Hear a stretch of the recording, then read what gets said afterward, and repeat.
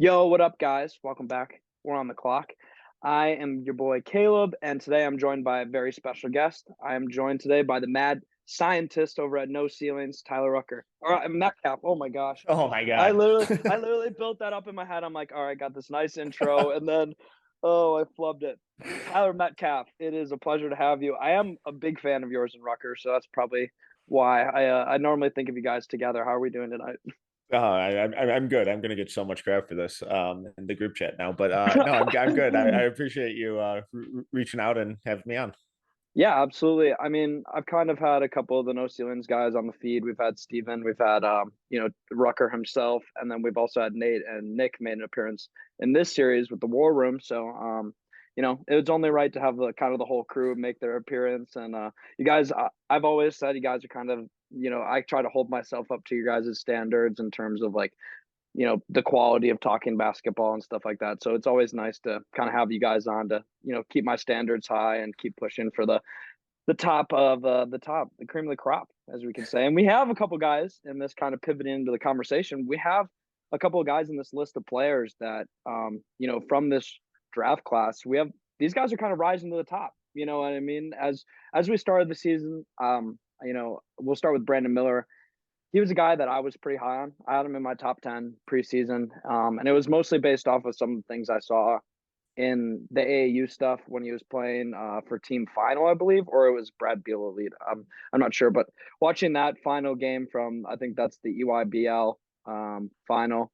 I think it was 2 years ago. So he was playing against Duran, and he had, I think, Nick Smith. He was playing against them. But in that tournament, the last couple games, some of the flashes I saw of just his IQ, his feel for the game, some of those things really popped to me. At the time, I didn't really picture him being this dynamic of a shooting prospect. Like, I mean, so we'll talk about the numbers, but I mean, kind of starting out the conversation. I mean, being a guy who is shooting the ball at 45% from three on a good amount of attempts is something that I wasn't really anticipating from a guy who I saw as kind of an inside out option for kind of all of his scoring or playmaking. So I'm kind of lob it up to you. What are kind of your thoughts on Brandon Miller and the season he's obviously having has been incredible, but kind of hearing your take on it. Yeah, and he's been one of like the biggest pleasant surprises of this whole college season, really. And I know there's a lot of kind of ugly and annoying discourse that goes along with his game. Most of it I don't really get because like when a guy keeps showing you stuff and that he's improving in different areas, at some point you just kind of have to accept it for what it Mm-hmm. is. And what it is right now is that he's a really damn good basketball player, and his ability to score at all three levels. I know he started off rough at that, but it's improving. And when a guy is showing us in season improvement, especially a freshman, it's kind of hard to ignore that. So the outside shooting has been way better than I anticipated. The first time I saw him was the McDonald's All American game last year, and he was scorching hot from three. It's like, oh my God, this dude is lethal. But then, I just kind of obviously put his name down, ignored it for a couple months. And then Corey was telling us in the group, Corey Tulaba was, telling us on the side over the summers, like, God, I think this Brandon Miller kid is there's a lot more here than just a potential first rounder. It's like this is like a top 10, top five type guy. And then you look at some of the shot creation stuff that he was showing in high school in the mid range and the shooting touch there. And it was just like this really mature and polished mid range game that we don't really see from high school seniors. Mm-mm. It really That, pops off the film. Like when you see the patience that he has, it like, and that was kind of the things I was speaking on is just some of the maturity for a player. And then when you back it up with a guy who's got a box plus minus, I mean, it's not a catch-all statistic, but if you want to measure players' impact, I mean, 11.7 box plus minus is pretty much is by far the best that we've had in this series of like the 20 or so players that I've looked at. I mean, it might be the best one that it's around the top in the country, if I'm not mistaken. It's got to be at least top 30 or 40. yeah, and it's one of those numbers too where it makes sense because like you obviously look at the numbers, it's like, oh, that's awesome or that's bewildering. But with these college players, you always want to go back to the game and watch, okay, does it align with what I'm seeing? And with him, it does. And he makes an impact in every aspect of the game. And I know there's so much concern about his 2-point percentage, but over his last 9 games, he should, not including their game this weekend. So it's coming into this weekend, he's shooting 64% from two with a 6'9" guy who's hitting movement threes, step back threes, pull up threes, and now, over 60% from two. Like, how much more do we want this kid to show before we're like, yeah, no, he's a top 5 lock? And there are some really, really exciting things about his game. Yeah, I think I'm not at the point of a top 5 lock, but I'm getting really close Yeah. because the one thing that really, I mean, you talked about the mid-range, all those things, but I mean, presenting like just direct NBA value, what can you do as a small forward right now? He's shooting 65.5% on his catch and shoot unguarded 3-point attempts per energy. That's crazy. Like I mean, on his high quality field goal percentage, he's shooting, 76.6, and he's got like the shot quality statistic that's nuanced energy where it's like, kind of points above expected. And in medium and high quality shots, he's, 0.23 above expected and 0.14 respectively. That's that's a substantial statistic. It's telling you that he's not only taking what are, about average, like his average shot quality is around a point, like 1.0. I mean, it's just telling you that not only is he creating good shots, he's also making a lot more shots than even just the analytics are expecting him to. And when you combine that with like a 65.5% effective field goal percentage on these catch and shoot shots, it's hard not to believe that he can't at least at the next level. And this is where I get into like the top 10 lock conversation. I look at a guy, when I see these stats, I think of, okay, what is a player in the NBA right now that presents at least this value? And like kind of I look for a player more recently. So lately for this class especially, I've been comparing a lot of guys to Trey Murphy, like a lot of these wing prospects, and saying, okay, what can you do that Trey Murphy can do? Because that's like kind of your borderline seventh to fifth best player on a team that's obviously the Pelicans are contending. So can he meet that bar and then can he exceed it? And when you look at the shooting off the catch, he's obviously meeting the bar and similar. I don't know off the top of my head what Trey Murphy's catch and shoot on guard statistics were, but I'm sure it was at least around that, if not lower, which speaks to Brandon Miller. His ability so far this year to present such consistency on offense has just been, like we talked about before, it's bewildering. I mean, I don't know if I've seen a freshman that kind of looks like he could really like take on any role in an offense. Like he could be a dynamic off-ball player and then be a guy on certain nights lights teams up for like 25, 28. When you look at that type of player, you have to say that's a top 10 pick. And I don't really understand early on in the year, like how people were, and you kind of hinted at the discourse around it was very volatile. Like, I mean, especially right in the first couple of weeks of the season. Yeah. I mean, the comments kind of just about like generally about like, oh, so he can shoot, so what? But it's like, okay, but he can Kind of a shoot, big part of the game. but also not only is it a big part of the game, but also all the things if you go back and a lot of people are very like black or white on their perspective on high school tape.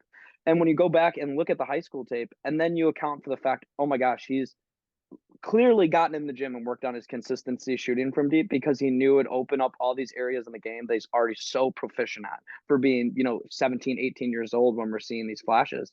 And then people are knocking him for his athleticism. The first time I heard of Brandon Miller was watching him literally like jump over somebody, like they may have been like 5'9", 5'10", it's high school basketball, but still, like, Right. I mean, how can you say the guy is not athletic when he's only probably gotten stronger and in better shape since he was jumping over people? It's about, Steve hinted at it Steve from Resball hinted at in the last pod. It's about like, I can't remember off the top of the head, but it's like athleticism can't always be measured by the max things that they're doing. It's about when they need to use it. And I think Brandon Miller is the type of guy where when he needs to meet that moment and we'll talk about a guy later. I think somebody like Jett Howard meets the moment in a lot of other ways where Brandon Miller with his athleticism will channel that burst and that energy to dunk over people or finish a tough layup at the rim. And I'm just not like, I don't think you should be as worried about those things. Like if the guy was shooting like 35% from three, then okay, maybe you want to say there is some shooting upside and then we can nitpick the other stuff. But when he's doing other things so well, it makes it so hard to say like when his athleticism is above average, what are you complaining about? Yeah, and so something that you mentioned earlier that I think is really important is that we already have this baseline for what he could be, like as a bare minimum in the NBA as just an off-ball shooter. At 6'9", 200 pounds, he's probably going to get up to 220, 225, once he's in his prime. So add another 20 pounds of muscle at 6'9", and he's a lethal off-ball shooter. With that frame gives you so much defensive scalability too. That role alone is worthy of a top 10 pick in the NBA. He's already Now you averaging fact 8.5 rebounds a game as well. So right, when right. you're talking Then you about adding factor to in his the on-ball frame, creation yeah, and it's a it guy who just could like be a the 2 through potential of 4. what it could be. Yes, that's where it's like, okay, this dude, the baseline or the bare minimum of what he's showing that he could be in the NBA is like a solid starter. And now he's showing on-ball creation and passing and just so much more versatility. Where it's like this dude could be a number 2 option on a legitimate contender sometime down the road. So it's like the range of outcomes for him just feels really safe, and I mean that in the best way possible. But then there's also so much excitement of what could continue to be built into his game, especially when you just look at the tape from this year to a year ago and how much he's grown in that time span. Yeah, I mean, especially physically. I didn't mean to try to interrupt you, but what you No, you're hinted good. at is, if he's putting up, he's putting on these pounds and he's adding the strength he's already, like I said in there, like he's averaging 8.5 rebounds a game. The defensive activity is there, 1.4 stocks per game. Like these things are only going to improve as he matures physically. And he's already doing these at, I don't know, many other, like, I mean, comparing him to the guy that we're talking about, I mean, Jett Howard's averaging 2.7 rebounds per game. Brandon Miller's averaging 8.5. Like his overall impact on the game, like you hinted at, is very similar to a guy that I look at, kind of as a safe. I don't know if you're on the Cam Whitmore 3 train, but that's where I'm riding. I've been on that train since the beginning of the season. But I think, that range of guys obviously have Scoot and Wemby at the top. I'd say that Brandon Miller and Cam Whitmore, in my opinion, are the safest 2 guys in kind of that 3 to some people could get up to 12. I think I'm more at like 11 or 10 guys that are kind of in that next group who could be the 3rd overall pick. The Thompson twins are in there. Nick Smith's in there. Gigi Jackson. And I think with the things that we've talked about, Brandon Miller has easily solidified himself into that conversation. And it's getting hard for me to not consider him jumping Cam and kind of the 3 spot. Are you now up to the Brandon Miller 3 or? Yeah, and it certainly wouldn't surprise me at all. I have them at 4 right now on my board, and I don't see that really changing drastically. Maybe a spot or 2 here or there, but I would be shocked if he ends up Are falling you any are lower you than. got Walker at 3? Yeah, I still got Oh, Jarvis there we at go. 3. I found it. Okay. Um, yeah, I mean that was the other guy that I didn't mention too. Maybe presents a lot of like safety for other reasons. Where I don't know. I'm just not a big like. I think Scotty Barnes would like. I think the Scotty Barnes example so far would make a really strong argument for what I'm going to argue against for Jarace Walker, just in this tiny little bit. Just the defensive scalability for me, I just need to see at the next level. And it's hard for me to like say when I have these 2 guys that legitimately look like they could be 20-point per game scorers pretty easily within their first 4 years. It's like, the guy that, is giving me 14, 8, 3, and like, 3.5 stocks. Like I can take that guy at 4 and I just so much value. I mean, this draft class at the top is pretty loaded. I think that there's probably like 4 or 5 guys in here that are multiple time All Stars. I think Brandon Miller could be one of them. But time will tell. Kind of. Do you have any last words on the Brandon Miller combo?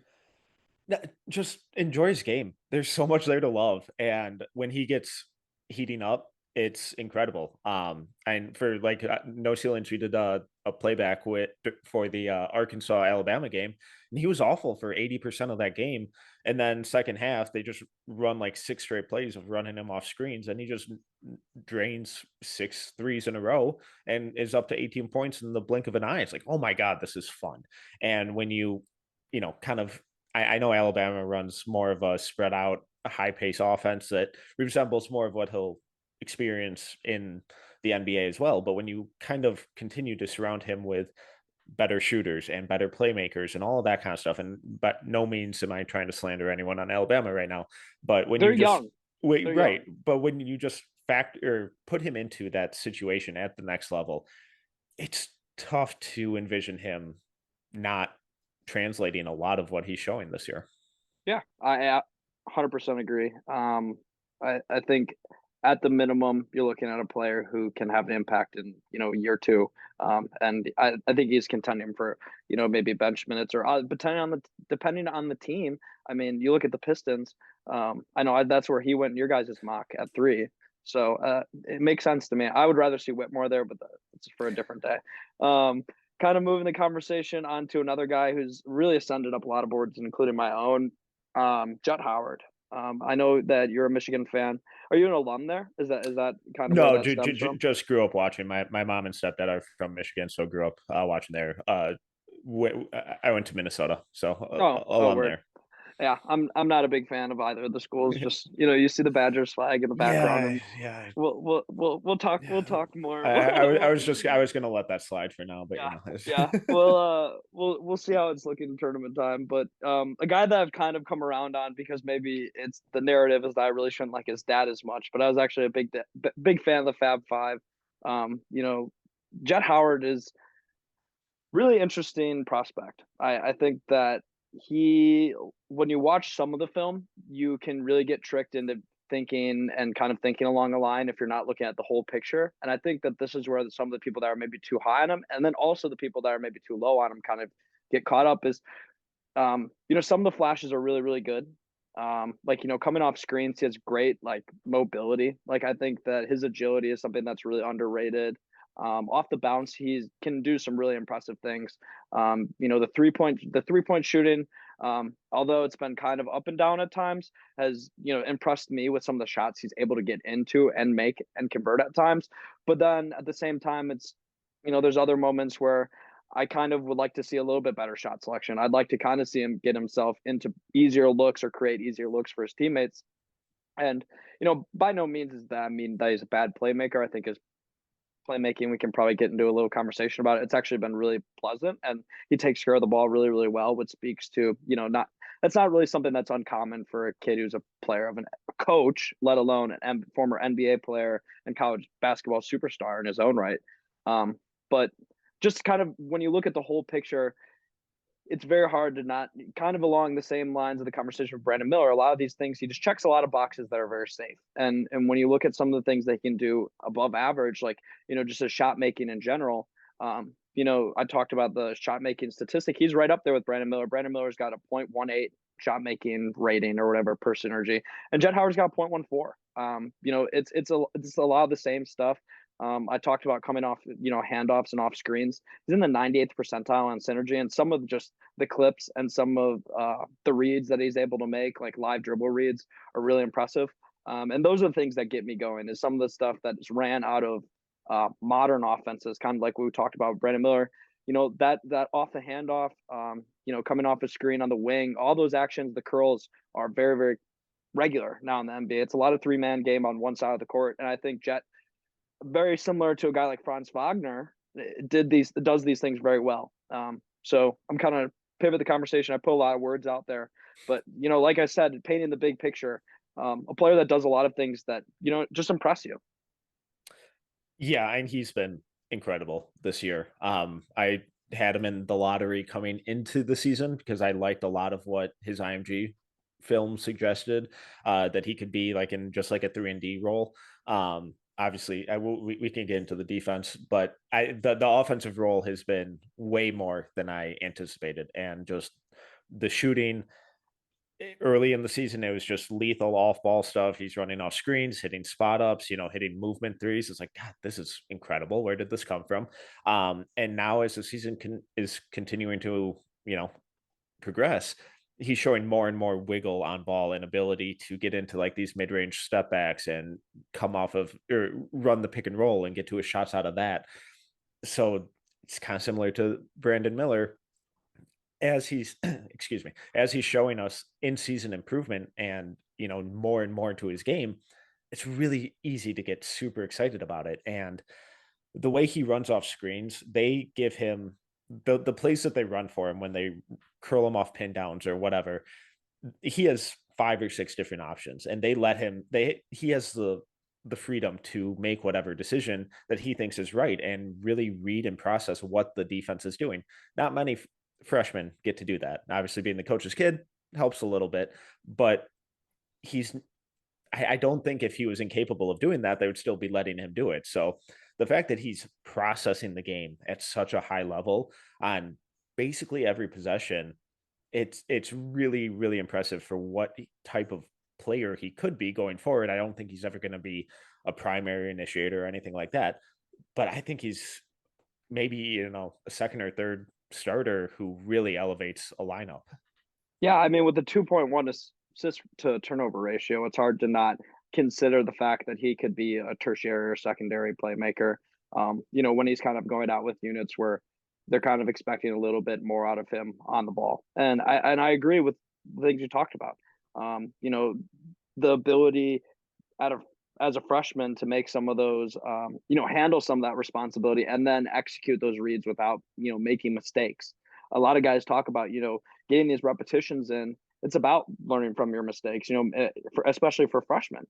And a lot of these guys that, now in today's NBA, where a lot of these guys are like a GG Jackson, like a Brandon Miller, like kind of the expectations we have for these players now, 6'8", 6'9", is to be able to put the ball on the floor, be able to create off the dribble, be able to be at least proficient, maybe even above average in the pick and roll. So that way it provides so much versatility. You look at a guy like Jalen Wilson for Kansas, and it makes life so much easier for a freshman who comes in like Grady Dick, who, has some of these skills and then can do it in spots where it's so much easier to make the decision. I think we'll kind of talk about Hunter Dickinson. I think a player like Hunter Dickinson or like a Jalen Wilson can have a very calming effect on these freshman players, and allow them to, make some of these plays with freedom because they can trust and say, I know that maybe if I'm not making the best play, I can make a good enough play to put my teammates who can take that play to the next level. You have some of these players that are college superstars.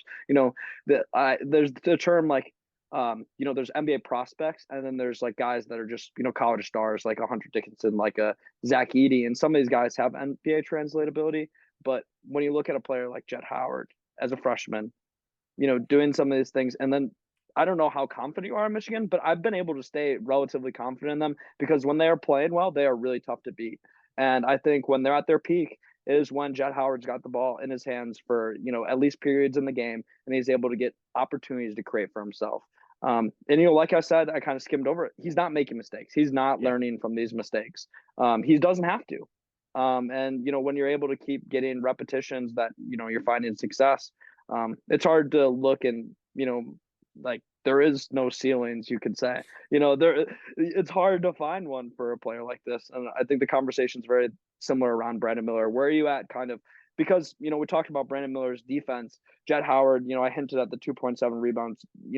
It's hard for me to kind of move him into that top 12 range because there is a lot of lapses on that end of the floor, just some of the productivity. What is kind of your thought process around that? Yeah, and the lack of rebounding is weird for a 6'8", 215-pound forward. Like he should be getting more than 2.9 rebounds a game. But I think the defense early in the season was atrocious. It was really, really bad. And he was getting back cut 5, 6, 7 times a game. I think his defense now looks way better than it did at the start of the season. And it's like I've been talking about, where these guys continue to show meaningful improvements in their game throughout the season. And that's rare and tough. I'm not saying he's a good defender right now because he's not, but he's not the disaster that he was. And at his size, I think that, he has the potential to be a versatile defender, but the fact that he's cleaning up some of these ball watching lapses and they're becoming less and less frequent. His screen navigation still isn't good, but it's getting better. His defensive footwork is getting better. His physicality is getting better. So, he just kind of keeps creeping towards being average on defense. And when you have the offensive skill set that he does with his off ball movement, his shooting, his space creation, his passing, that's where it's like, okay, you don't have to be an all NBA defender, but can you just not be a killer on that end of the floor? Can you not destroy the lineup when Yeah. you're out there? And I think he's getting by the game, he's getting closer to that just being average. And that's really all he kind of has to be to make his offense worth it. Yeah, I agree. I think that it's definitely overstated that he was poor. I don't think you talked about the ball watching. I think it's just more of a product of him playing with such excellent defensive players at IMG. Just kind of they need to come in, figure out like, okay, this is what I need to do. This is what my activity level needs to be. I need to, just like you said, he was ball watching, just being a little bit more aware. The screen navigation you hinted at, that was a big thing for me early on in the year. It's just you could literally just target him, run a double screen, and it's easy curls or easy threes. Just reading what Jett's doing. How is he getting over the screen or getting under it? And as those things smooth themselves out, I just want to like question like where are you at with him versus a guy like Max Lewis? Because I just think the defense is a little bit night and day with those two guys, especially. So I think Lewis is the worst defender. I think You his do? defense. Yeah, I The think his on-ball defense is stuff with pretty Lewis, awful. I think is a lot better in my opinion than Howard. He does this weird thing where when he's sliding his feet, where like he'll pick up like if he's sliding to his left, he'll like pick up his right leg and like when warming up for sports when you were young, did you ever do like those like to like improve like your or loosen up your hips like those like gates like you were Yeah, like going over a hurdle? He kind of does yeah, that with his right leg where he brings it like really high and like all the way over across his body. I It's less than earlier in the year, but it's just something that's been ingrained in my head where it's like, what in the world was fair. that? I'm gonna have to look at that because that sounds like a really bad habit to be. That could really limit your mobility going back the other way if you're Yeah, because completely lifting. I think he's a more fluid mover generally than Jett is, or like a little lighter on his feet than Jett tends to be. I think their shooting game is or their scoring game is really similar. I think Jett's a much better passer and kind of processor and decision maker out there. But I know what a lot of people keep going back to is Max Lewis is really young in his basketball development phase. He got to or he didn't get into basketball until later in high school. So the hope is that with more coaching and experience, there are still a lot of leaps that he could take. So I'm a really big fan of Max Lewis. I think that there's a lot to work with there. I think Jett is just a less of an unknown and a little more of a sure thing right now. Fair enough. I think I'm in a similar place. I have Lewis kind of off the top of my head. I think I've Howard at 17 and Lewis maybe at 15 or 16. They're very close.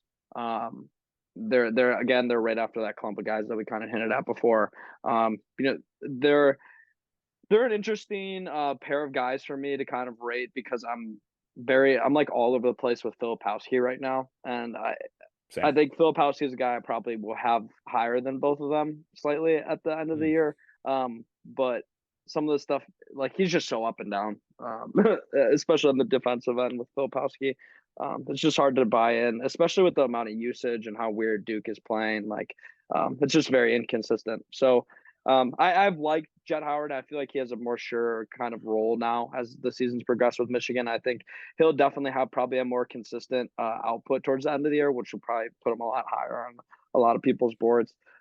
He could be a guy that sneaks into a top 10 conversation. I mean, at some point for sure, I could see it happening among the consensus. I don't know where my taste lies yet. This class is so complicated. And speaking of complicated, Hunter Dickinson is a really complicated player to kind of think about, especially thinking about, I try to keep this show framed around thinking about this guy as a draft prospect, either now or at some point in the future. I really, really believe Hunter Dickinson's draft year was last year. I really think that he should have gotten drafted last year, or at least, pursued that option with like a lot more force than he did. There's so much there. There's so much to talk about. He's genuinely probably my least favorite player to watch play. I think Kofi Coburn was held that title Oh God, last yeah. year, but now Dickinson was a very close second. But now arch rivals of Wisconsin is Hunter Dickinson. I'll kind of let you start with this one because I've so much. I just want to see what you kind of talk about first, and then we can just see where the conversation goes. Yeah, he's been really disappointing this year. I Yeah. know that the numbers all look solid, 17.8 points, 8.9 rebounds, 1.8 blocks, 42% from three on one and a half attempts. It just if those numbers feel empty.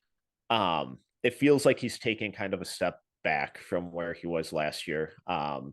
He gets really flustered by double teams. I think he's a good passer, but for some reason he almost panics and rushes every post up whenever they send a double. Every post move is trying to go to that left-handed hook. Okay, yeah, yeah. Every time for 3 straight years now, he hasn't figured out how to, turn over the other shoulder. And he'll even like dribble himself under the rim The and get hoop, stuck yeah. on the baseline because he's going for it. So the fact that the post up game hasn't really grown, I think the jumper is solid, and I think there's something to work with there. But this year, and the attempts have dropped by almost a full He attempt a shot it game. so much better last year, especially from Yeah, deep. He shot so much better from deep. As down the stretch last year, he was unreal. yeah. So it's weird. I don't know what's going on with him. He looks like, you know, a Hall of Famer when they're playing Maryland. But against everyone else, he just kind of looks like he's going through the motions. Yeah. I do think he looks like he's moving better this year than last He year. dropped a little bit of weight. He definitely dropped a His little bit of first weight. his first 2 years, he was just really, really stiff. So he looks a little more flexible, a little more mobile. The defense isn't good. Um, yeah, it's been tough, and it's a weird time in his kind of basketball career to be taking that developmental step backwards. Yeah, I really wanted to have this conversation because I was figuring this is where it was going to go, and I mean, you kind of hinted on some of the points I talked about, or I wanted to talk about, and you used words that I was going to use to describe him. Was kind of playing through the motions. It just and the numbers are empty, like you hinted at. Kind of what you can look at is, I mean, you talked about the double teams. He's not taking care of the ball very well. Yeah. Like, I mean, a .5 assist to turnover ratio. I felt like he was a much better facilitator out of the post last year, especially in some of those double team situations. Um, I don't know if he's just not feeling as confident in their shooting as a team this year, and maybe that's not why he's not kicking out as willingly. But I mean, it's hard because when he is making those decisions, like when he is kicking the ball, he doesn't turn the ball over. But Yeah. when he gets himself into trouble and misses some of those easy layups that are just right at the rim, and you're like, how'd you miss that? You're 7'1", like it's right there. And I think some of it is the touch problems that come with rushing shots and kind of being like unsteady. Um, just at times, like you said, he looks like a Hall of Famer, like in terms of some of the post skills. Like his ability to use his body to manipulate matchups and get initial positioning is really good. And I think that last year he did a really good job of positioning himself for offensive rebounds. That's not something that he's done as well this year, but it's still something that I'll credit him for as an ability. I think he uses his strength very well, and when he did drop the weight that he did, I was pretty happy with the mobility and Mhm. the way that he was able to still keep some of that. Like, he at times he is a dominant and like when he's confident, he's able to get in some of those spins, especially going left on kind of the right block where he's able to turn baseline and kind of put the one dribble with the right hand and be able to get that shot going. Get confident going to the right side. That's when he becomes a really dynamic threat because people are expecting him to go left, kind of take that drop step, turn for that hook. And when he's able to turn that back right, like it just Yeah. changes up the entire game. I mean, he cooked Eastern Michigan on that all day against them. And with as high of usage as he has this year, I don't know what his usage was at last year. I mean, he is the highest usage player we're talking about. And for being like a center, that is something that I kind of look at and say, okay, some of these problems I'm having getting around to him as like an efficiency player Mhm. maybe could be because the usage is, I would assume, little bit higher than last year. I felt like the ball was in Isaiah Brooks's hands a lot more than it is in other guards or facilitators' hands this year. I mean, obviously McDaniel's only going to get better as the season goes on, and that's why I'm still confident in you guys. Like I think that you're going to be a tough out in the conference tournament just because a player like Dickinson provides such stability as a floor. And then when you add in guys like Howard who can have such dramatic ability scoring the ball or show up on the defensive end at times and create some of those impact plays. For me, it's hard to argue against maybe him being like a late second rounder on a team that saw last year and was like, we really liked Hunter Dickinson. We would have taken him in the second round maybe, and or maybe willing to take a swing on him. I don't know. Yeah, you sounded like you were out, completely out. Yeah, and just the change in mentality from him has just been really discouraging. Like when you're 7'1", 260 pounds, I want you to be a killer down there on the post and actively moving whoever's defending you because you're going to be bigger than 99% of the guys you're playing. He just isn't doing that this year. And maybe it's a symptom of Jalen Llewellyn, their transfer point guard tearing his ACL earlier this year and just kind of throwing that whole rotation into flux. I like Doug McDaniel. He's fun. He's also like 5'8" and a Tiny Doug freshman. McBuckets. Like I think he will be a good college player down the road, but he's a freshman and he's in a much bigger role than he should be right now. Yeah. So I yeah, and he just needs to play with more confidence.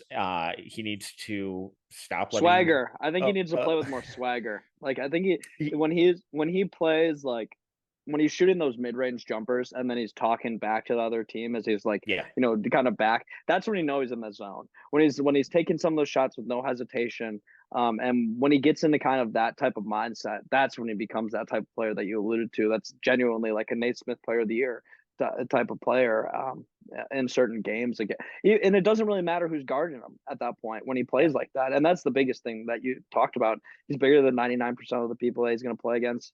And with the ability to stretch the floor, like I'm not even concerned against him.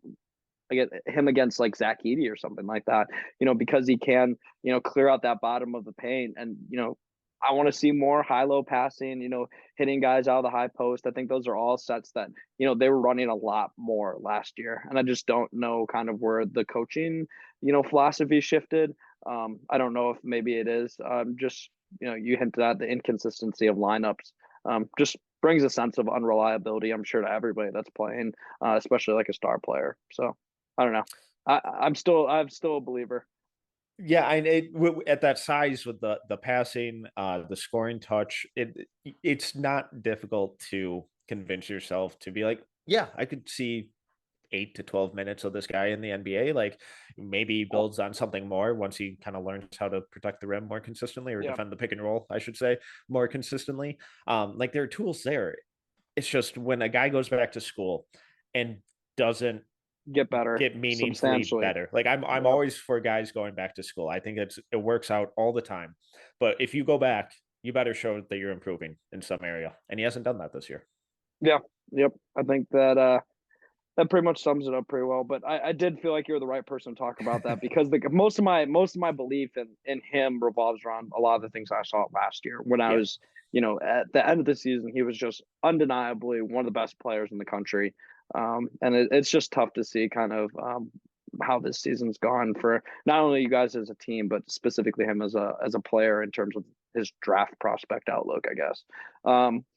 Moving towards a player who's obviously got a lot more to grow than maybe Hunter Dickinson does right now. And I think, we're both probably a little bit more higher on his prospects going forward.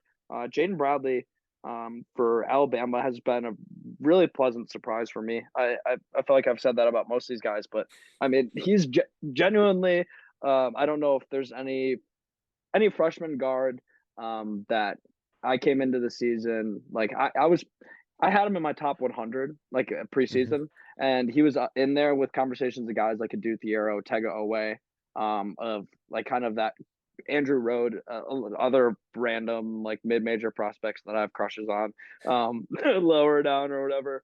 But like of those three guys that were kind of attending main schools, I could see them getting playing time with Owe, Thiero, and Bradley. Bradley's the only one that's gotten really like any sort of consistent run, and the role that he's been playing, and kind of the combo guard type of style where he can push the pace at times, can kind of be a havoc wreaker on defense for moments. But a lot of the stuff that I just like is the consistency. He plays with a lot of consistency with the ball in his hands. I'm not concerned about him speeding the game up too much.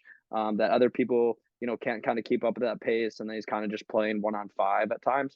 He's very good at controlling, what's going on, and then getting guys like Brandon Miller in good spots for the ball. And he's turned Noah Clowney for a freshman point or combo guard, point guard.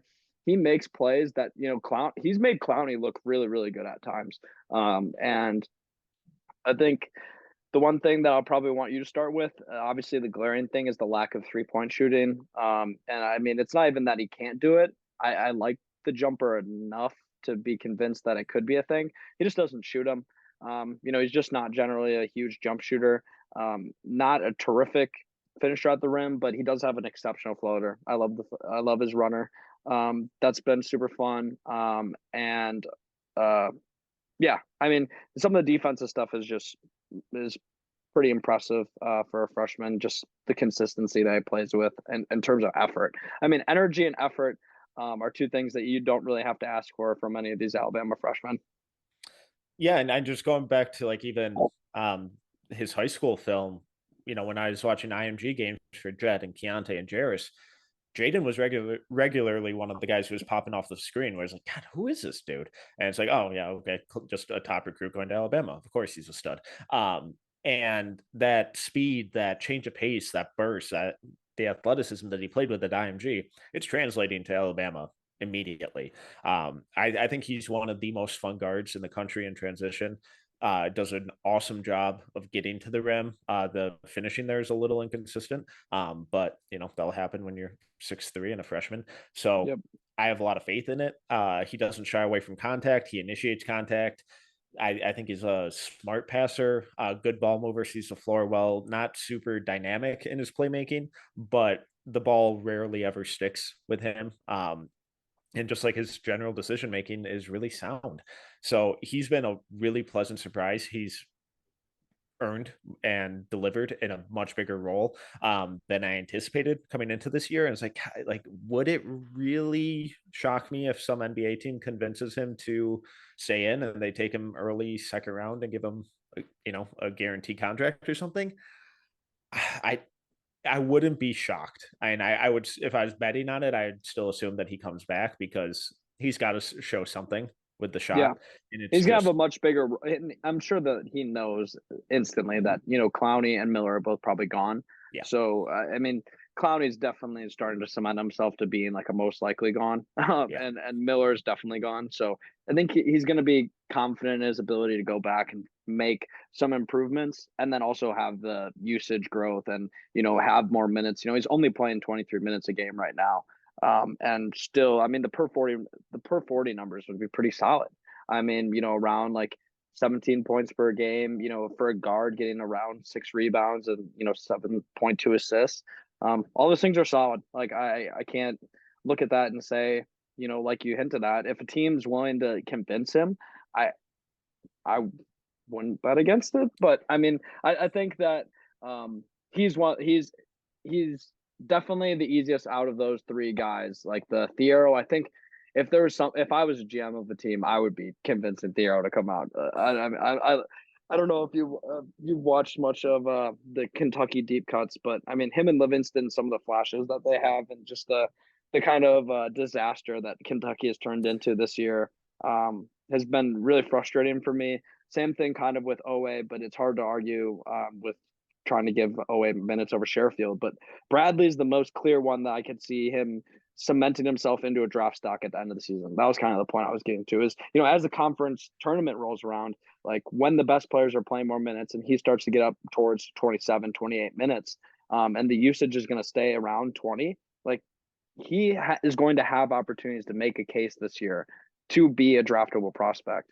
I mean, I have him about 64. I think he's just around the range of a guy that we'll talk about very shortly from now. But I'm definitely more convinced that he could slip up, like get higher than some of these other guys that are more in that range that are probably more veteran guards and stuff like that. I think that he's got that type of draft range swing ability.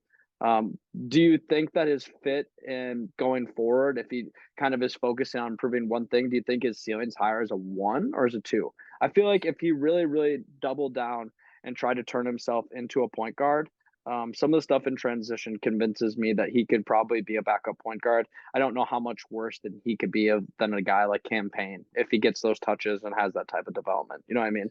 Yeah. And I want the ball in his hand because I don't trust the shot right now. It's really slow and it's a really long load time. And it doesn't seem like he has a ton of confidence in it right now, which is a little concerning for me. And that kind of shines through with the less than one attempt a game.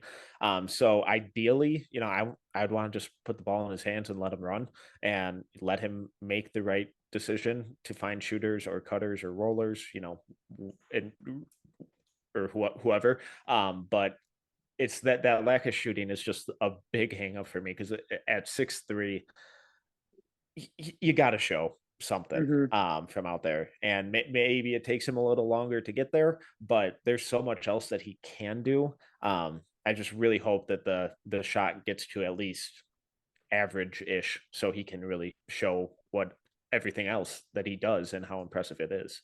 Yeah, I felt like the campaign comp is pretty good. Like I think that if he at least turns himself into a guy in by the end of the season that can take around and attempt a game, and they don't all look absolutely terrible. I mean, it's not like he's made 5 of 15. I mean, it's not like he's got like 1 for 27 or something like that, and he just like convinced himself to stop shooting. He just started the year not shooting, and it's just kind of kept that mentality. Like you said, the load time slow. And to me, that's just something that says like he's just not getting up enough jump shots in his free time. Like I think that that's one thing where you can look at that and say that's all about just like your shot's only going to get quicker as the kind of that muscle memory improves and more and more and more. So those are things that will smooth themselves out. I don't think it's released like a campaign where it's like that's just a horrid looking mess and it's a line drive. I just think it's a very undeveloped skill that he's kind of got, and it's kind of very glaring issue, especially on the stat sheet. Kind of pivoting to a different guy who's a freshman who I is kind of in a similar spot where he's had pretty limited minutes, but in those minutes has shown just some of the athletic flashes that you kind of talk about with Jaden Bradley on the defensive end. Some of the stuff that you see from Adem Bona out of UCLA is just he's kind of scary. He's one of those players where I look at him and I look at the frame, and then I see kind of the movement and the ability to get off the floor so quickly and with Yeah. such ferocity. And players like that, you just kind of scare me because I don't really know like where to put them. You know what I mean? Like I just have no idea how to kind of grade that just raw intangible value that's possessed by so few players, but like the way it translates, it could either hit or miss so hard. Like, I mean, if he just all of a sudden can't get off the ground and be able to move people like he can at the college level, um, you know, it, I don't know where I stand. I think some of the just floor skill set is good. I think that he's got good time in blocking shots and he's got great length. So I mean, he can be a factor in the passing lanes when he wants to be. Um, just think he just presents nothing on offense right now. And that's okay because he is, like I said, he's really big, but he's a good screen setter. I don't think he's like a negative on offense. I mean, his high quality shot field goal percentage is at 74.3. So when he's getting, those looks that are at the rim where it's open, it's not like he's blowing open layups or not able to finish over a smaller defender. And I mean, per synergy, they consider him a great offensive player. I mean, he's in the 93rd percentile. So clearly I don't know what I'm talking about. But when I look at him and watch the film itself, the eye test doesn't tell me that he presents any great value right now besides dunking the ball. So that's kind of my Adem Bona thing. I think the touch around the basket is good enough that he could develop like interior game, but I don't know if there's a jump shot in his future. Yeah, and I wouldn't anticipate him shooting anytime soon or ever. Yeah. But I don't think he needs to. I have a first round grade on him right now, and I think he's the best center in this class besides Victor. Um, Damn. So I you I really you looked at him and you said better than Holmes, better. I mean, I can understand better than Lively, better than Ware, yeah. especially at this point. Um, but wow. I, Okay. I Well, I I mean, think I think his defensive upside is scary. The way he moves his feet in space, his pick and roll positioning, his rim protection, the verticality, the ability to move on the perimeter. I think there is some really, really, really, really scary defensive upside with him, and he's already a really good defender at a big time program. So the fact that he's that this good already, and then I think the physical tools, the second jump, the footwork, the balance, the strength, the agility. I think you could do some nasty stuff with him defensively, especially as the game continues to slow down mentally for him. I just it's wild what he could be to me at least. The offense is a big question mark. Really good rim runner, good at rim finisher, runs well in transition. Um, I, if you're taking him for the defense, and then just Yeah. muck it up on offense, crush the glass, be disruptive. What encourages me a little more about it is that he's not out there trying to do stuff that he shouldn't be doing, where he knows what he is as a basketball player, it seems like, and he's not out there trying to, dream shake guys in the post or hit baseline fadeaways or, trail threes or anything like that. He's playing within himself on offense, and that allows UCLA to kind of do what they've been doing this year. So if he was out there just doing wild stuff on offense, I'd be like, oh boy, this is not ideal. Yeah. But the defense and athleticism alone, I'm just like fully bought in. Yeah, I'd be curious to see at the end of doing kind of all these war rooms where he kind of ranks out in terms of like assist to turnover ratio with all these big, especially the younger ones. It's right around 1. So I mean, some of the things that you're talking about, especially with the not making many mistakes, is a good indicator for me. And like I said, I mean, Synergy grades him so highly. That's hard for me to say that he's actually like an absolute zero. I think, he, like I said, the high quality shot field goal percentage kind of speaks to what he's able to do. But I mean, his average shot quality is a 1.3, which is, that's nobody else on this list of our 7 guys besides Hunter Dickinson has higher than a 1. Definitely, he's definitely on the offensive end benefiting from playing with such great veteran players that can see the floor. Like Tyger Campbell is an exceptional point guard, easily one of my favorite just guard period in the country.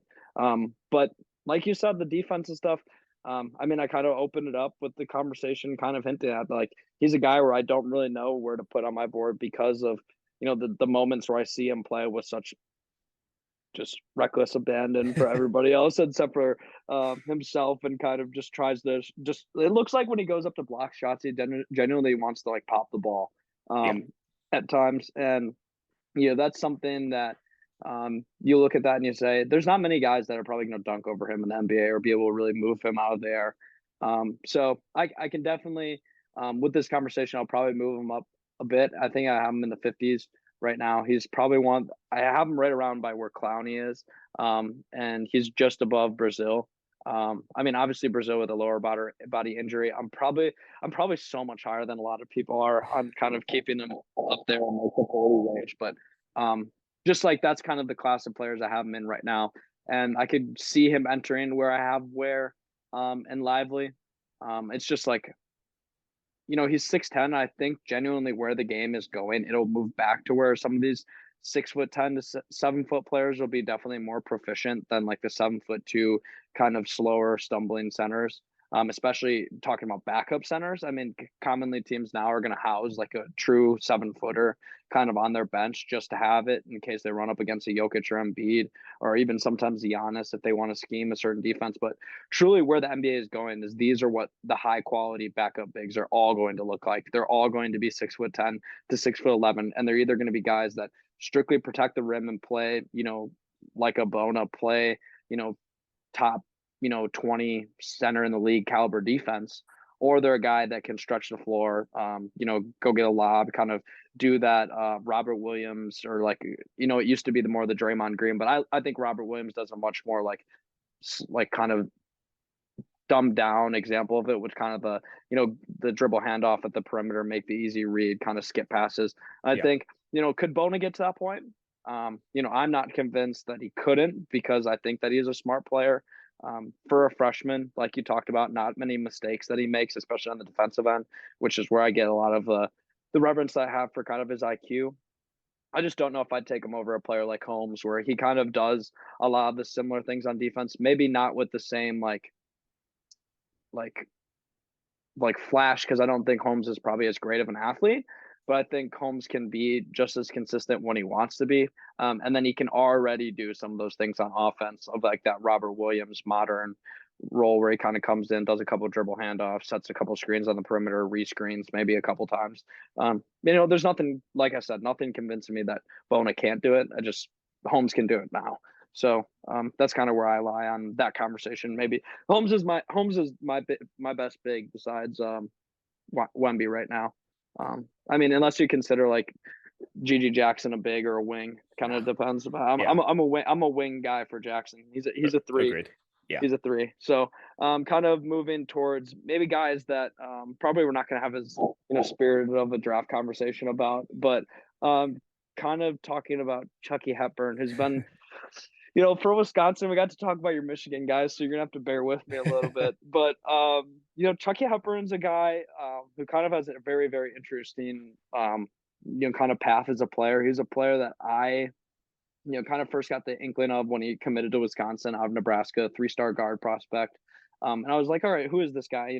The name's kind of funny, Chucky. I was like, his name kind of sounds good though. Like, basketball players kind of names, they sometimes just have that ring to them. And you're like, this guy sounds like and looks like he's a hooper. So I went in, did the deep dive, and I came along his freshman high school tape, like a kind of a huddle cut up that he had on his thing. And he was like 6'1", and he was this rangy, kind of really, really pesty athletic guard with absolutely unreal amount of bounce. Like was dunking on people like his freshman year of high school.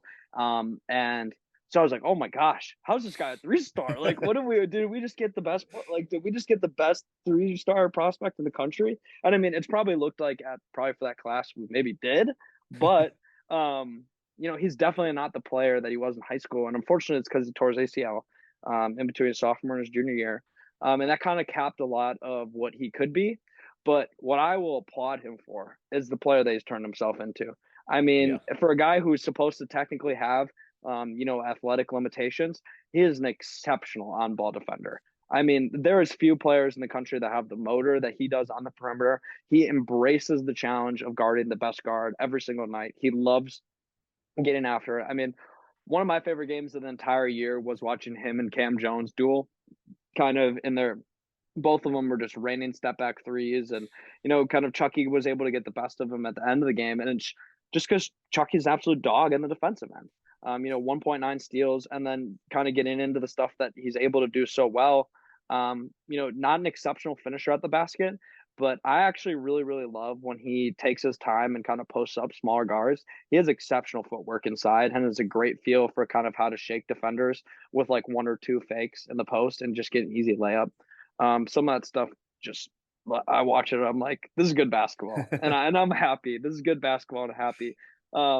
And then some of the stuff that people probably just don't even talk about because they don't care to look. He's shooting 48% from three. I'm just gonna kind of let that sit there for a Yeah. moment. 48% from three, On good volume 60% too. on 60% on unguarded catch and shoot threes. Wait, were we not just talking about Brandon Miller in the same vein? Like, the plus 15 shot making or 0.15 shot making.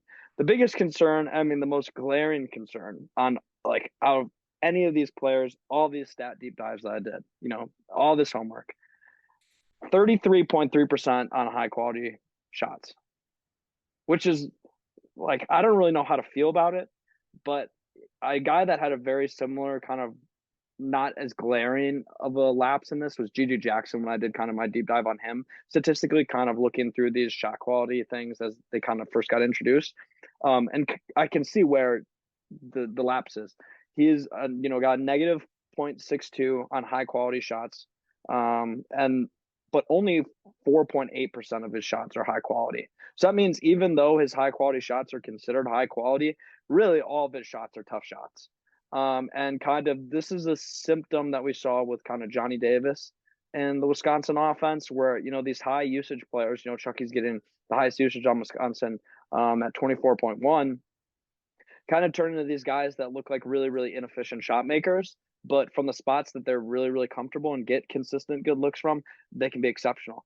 Johnny Davis was a very similar player in the vein where if you do your deep dive, you do your homework, a lot of people thought Johnny Davis was the off the dribble shot maker. No, that was actually the weakest part of his offensive game. What was his best part of his game?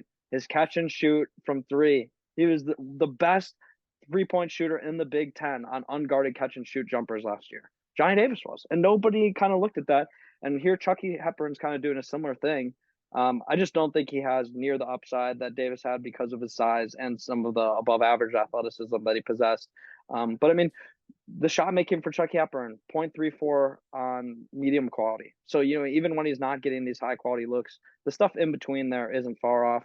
I kind of pitch the defense to you. I hit you with the playmaking. The playmaking's proficient. Nothing flashy with Wisconsin. No pick and roll. No high pick and roll on the wings or anything like that. Mostly post to post. But for a player who plays in probably the most boring system in the country, he does a lot of things that are very, very fun. And it's very rare that I get to have fun watching, Wisconsin players play college basketball unless their name's Frank Kaminsky.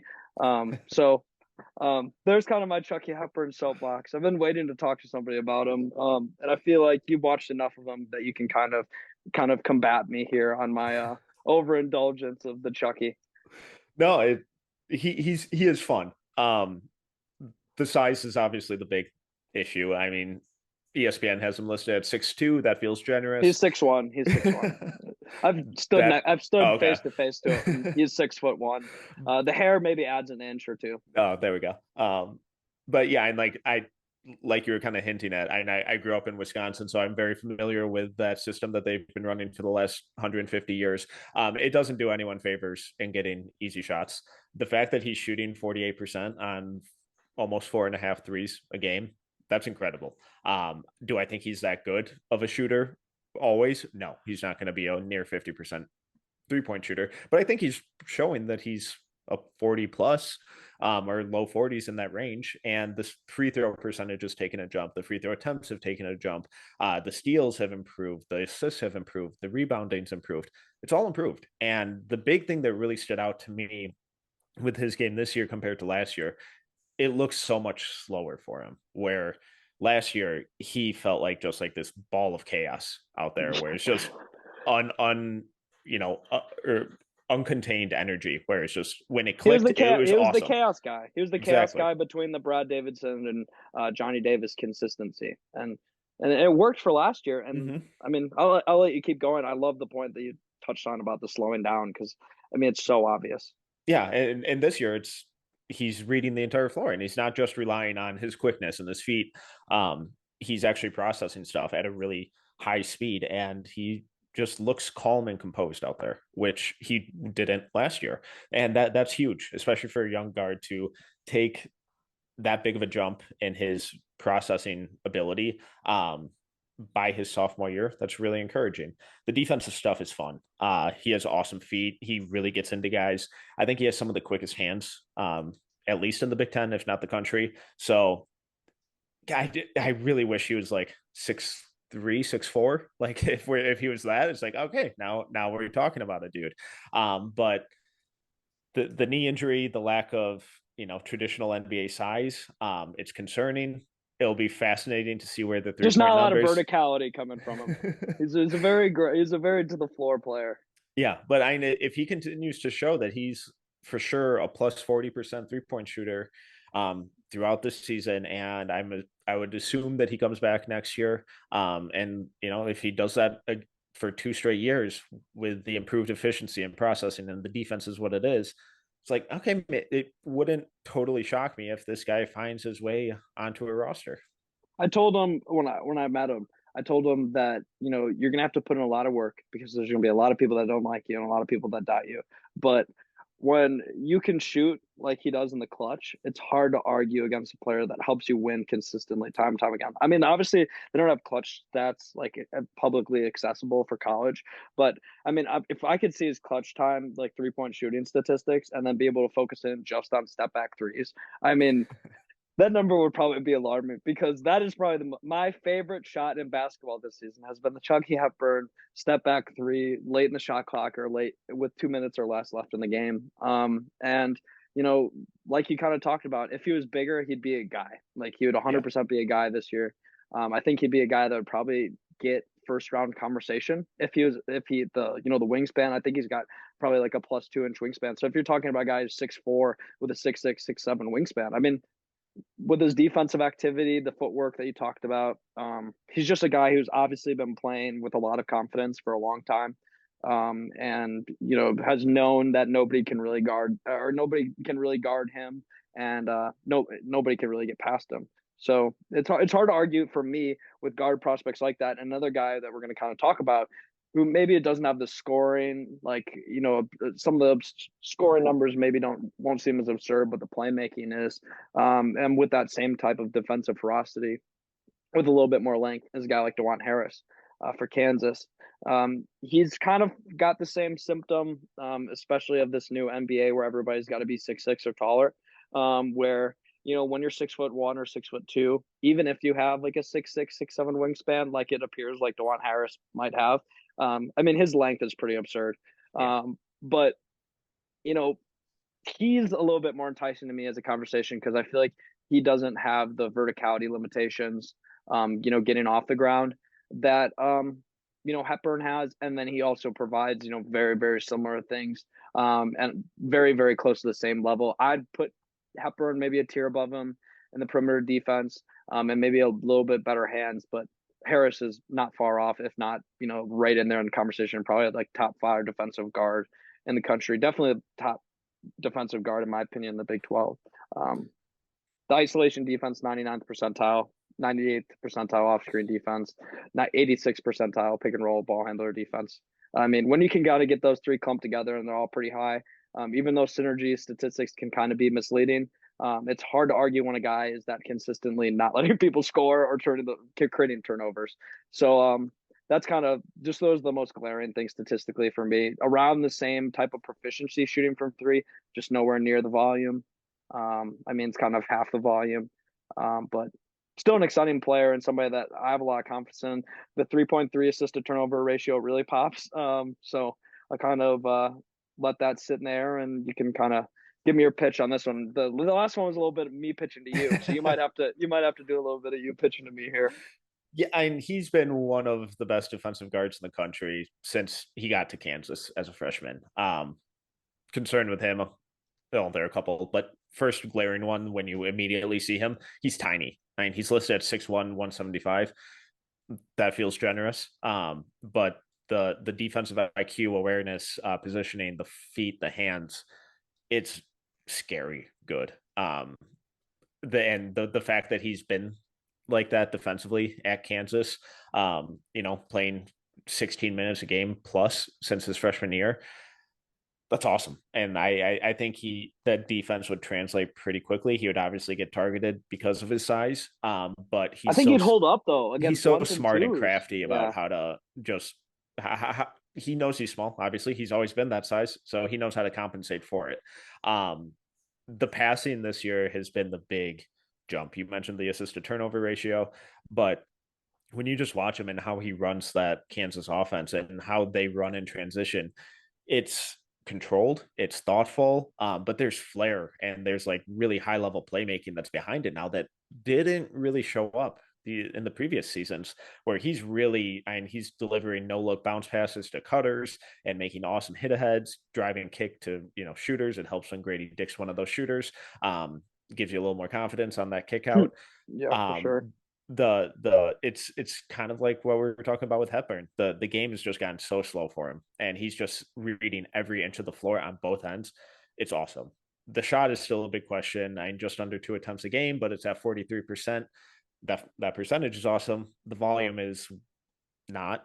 The form doesn't look as good as Hepburn's, in my opinion, either. No, it feels like he has decent touch on it, but the mechanics are weird. It's really compact. It's just kind of like this quick little flick release. So I don't buy the shot really, despite what the percentages say. I mean, his free throw percentage has always been up near high 70s to 80%, which is encouraging and kind of gives credence to the touch. But he doesn't force outside shots either. And if it gets swung around to him and he's wide open, he'll take it. But even when he's not, he'll attack. He keeps the ball moving. It's not like he gets the pass, hesitates, thinks about it, and then does something. It's he gets the ball, he's either shooting or he's going. And most of the time he's going, but the fact that the decision making is really quick and it doesn't stick, it doesn't slow down the offense, it doesn't clog up the offense. It's just encouraging. And just the defense and the passing, it's like, God, that's so much fun. But he's tiny. Yeah, he is tiny, but I mean, you talked about it right there, is the quick decision making, only a usage of 15.6, which is the lowest out of these 7 players, but has the highest assists at 6.5.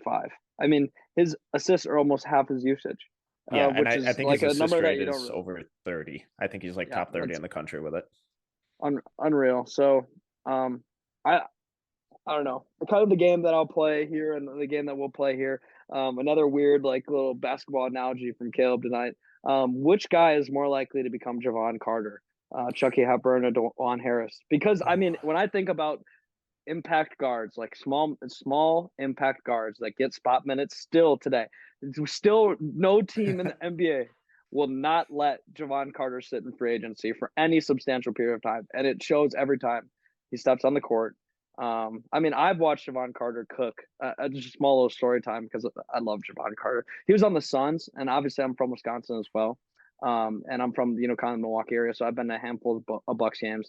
And when Devin Booker got drafted, he was my favorite player in the NBA. So I'd go to every single Suns Bucks game in Milwaukee. I mean, that was just one thing that me and my dad would do every year. And for 2 years, and kind of in the first period, Javon Carter was on the Suns, so he would come and play the Bucks, and he would just light the Bucks up. Like I don't know what it was about the Bradley Center for Javon Carter, but he loved it there. He liked the air. Loved the nets and the rims that they were playing on because he would just shoot like the basket was an ocean. And then obviously the Suns kind of moved on from him as they started to kind of look towards contending. And guess who picked him right up immediately? The Bucks. The Bucks picked him up immediately.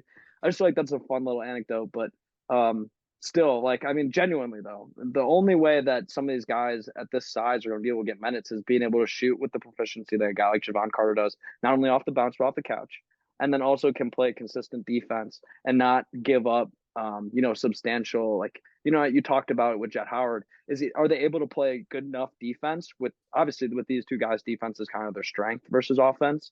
Are they able to play great enough defense where it kind of makes up for their limitations? For Harris maybe shooting the ball and Hepburn maybe not being the conventional playmaker, more as a product of system, but still like not doesn't have the tape to kind of hint at being a 6 assist guy off the bench in the NBA, where Harris obviously can probably be more towards 8 or something like that. Yeah, and I think I would lean Harris, just because I have a little more confidence in seeing him do it for a little longer at this point. But the slenderness of his frame does really give me concerns. So God, that's Hepburn reeks Javon Carter to me. yeah. He's just a stocky little pit bull out there. Yeah. Yeah, Yeah, but I think I I don't think hate it. genuinely both these guys that we're talking about right now, the funny thing about this conversation, Metcalf, is people who are listening to this point in the pod, or maybe like looked and saw like the chapters of the pod, maybe clicked off after they saw we were talking about Chucky Hepburn and Dajuan Harris. But the reality is we both know these guys are going to be G League starting point guards within the next 2 Yeah, years. Both of these guys are going to be starters on a G League team. So I just think it's funny to me how a lot of people view this as a wasteful conversation, but actually, like one of these two guys genuinely could become a player who becomes, a consistent, in the top, 10 to 7 in your rotation. So I don't know. These are the conversations I love to have, though. I feel like that Javon Carter question was so funny, but I like to laugh at myself sometimes. But yeah, that's kind of where I kind of wanted to leave it. I felt like a little fun little game at the end was kind of a good idea. So, yeah, you got any more notes on Harris? I mean, we kind of talked about everything there. no, he's just fun. He's just Yeah. a dude who knows how to play basketball. Okay. National championship favorite and NBA Finals favorite at this point in the season. Ooh, go Houston. Cougars, obviously not Rockets. Yeah, I was gonna say They're turning it bold. around. NBA champion. And I want to say the Bucks, but yeah, screw it. I was leaning Bucks coming into the season. I'll stick with them. That's where I'm at as well. I've had Bucks over Grizzlies in 6 since the preseason. I stand by it. I think Grizzlies are only going to get better, and it's looking rough though. I mean, the Nuggets are so good, and the Pelicans are so good, and I mean, my Phoenix Suns are just absolutely like pissed away the first place in the conference. So it's been rough to watch NBA, but my college favorites got to be Kansas. I mean, I wanted to talk They about look with really Dajuan good. Harris, with the Dajuan Harris conversation, but their lineups when they run Harris, McCullough, Dick, and Wilson out there. I mean, the you talked about the transition stuff is like that is pure basketball, like just pure ball movement, unselfish play, all like, and just the shots they're able to create. They're able to create 3-point shots from the corner easier than almost any team I've seen in transition. And at least the last couple of years where I've been watching, a lot of college basketball and like watching very diligently for a lot of like, trends and things like that. They probably move the ball, in that half court part of transition. Um, I don't know, better than any team I've seen for sure. I think they have so many passing wings. McCullough, I mean, he can really he would be an interesting conversation probably for one of these in the future. I mean, some of the Yeah, I improvements think he's he's an made, NBA guy. yeah, some of the improvements that he's made, just with the ball in his hands. I mean, some of his behind the back in transition, literally just right out of Charles Barkley's playbook. Like just the throw ahead, his length. I mean, I don't know. All these players on Kansas are really fun to me. And it's hard to argue against them for not only probably having the best, like most talented team, I think, in terms of just pure talent, but I think they also just have the best position, positional fit on their roster. They have so many guys that can do the same thing. So it's hard for me to count against them. I think the Bucks are very similar though. You know what I mean? In the NBA format where, I love the lineup that they're able to get into, with Holiday, when obviously when they're healthy and it's like Holiday, Allen, or Hmm. Holiday, Connaughton with Middleton, and then, Giannis playing like the small ball five with Portis at the four. I mean, because both Giannis and Portis can both play this like the four and the five interchangeably on like different possessions, like Hmm. all that stuff is just so enticing. I think Kansas can do a very similar thing where they're kind of able to just give the ball to Jalen Wilson and be like, all right, your time now. You get to demonstrate why again you're a top 30 pick. Where are you kind of at on Jalen Wilson? I have him like right at the end of the first round, so like 28, 27 ish. He's not going to be the uh, creator that he is right now with Kansas, but he can be if you absolutely need him to in a pinch. And Yeah, I think just being that two-way role player, um, he's going to be a stud at it. I think he's going to be really good. yeah, I agree. I think I'm a touch higher on him, but not much higher. I don't know if he has the athleticism. Like Mm, I kind of compare him to Abaji. I don't know if he has the athleticism upside that Abaji has, even though neither of yeah. them are like phenomenal athletes. I think Abaji's got him beat. Whereas Wilson can kind of has a little bit more wiggle off the bounce. Even though Abaji still show they both are very similar. It's kind of eerie how they've kind of gotten a similar wing in these back to back years. But I guess when you recruit and develop players with the same process year over year, who would have thought that you get talented players that are on the program every single season? So just fun little conversation there to round it out. So I appreciate again your time, Tyler. Absolutely. Taking some time out of your weekend to record this. This will probably go up on Tuesday. We record this on Sunday night just so people kind of get the idea where the stats kind of are recency wise. Do you have anything that you want to plug? I know you guys are always working on stuff at No Ceilings, and I'll have all your links for your Twitter and the link tree in the description. But is there anything personal that you've been working on that you want to talk about? Um, Boy, I wrote about Kobe Buffkin for No Ceilings the other week, and just how the leap he's made as a player. I'll have something on KJ Adams in the similar vein coming out this Friday. Easily one of my favorite players in all of college basketball to watch. I don't know what he is in the NBA, but he's going to be an NBA player. He rocks. But all of that is over at noceilingsnba.com, 100% free. Then we have No Ceilings NBA Draft podcast Monday through Friday. Yeah, it's all good stuff. Believe it. It was my most consumed podcast of last year. So, Appreciate that. yeah, of course. I mean, like I said, I'm a big fan of the program. So if you guys haven't, I'm sure some people are probably coming over from you guys for this episode. But if you guys haven't, of course, go down to the links in the description. Check out more No Ceilings. This has been fun, and we're off the clock.